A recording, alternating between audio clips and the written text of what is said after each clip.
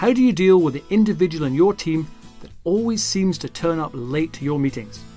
Isn't this one of the most frustrating things in business? The following tips should help, but before you adopt this approach, you may wish to reflect how often it is that you are on time for any meeting that you are involved in. Remember, you can only hold people to the same level of professionalism that you display yourself.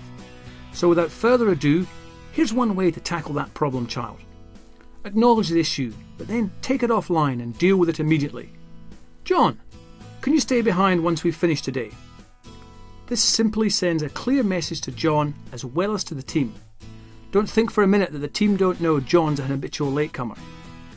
Once in private, make the point, but don't over-elaborate.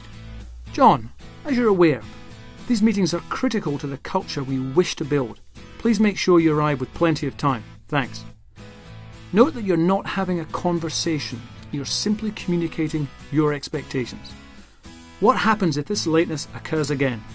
Well, repeat the process that I've just outlined, but emphasize that this is the second occasion you have talked to them about this. And if it happens again, which we all hope it wouldn't, then you schedule a formal meeting with a staff member and you address the issue specifically. You're looking for why the lateness occurs.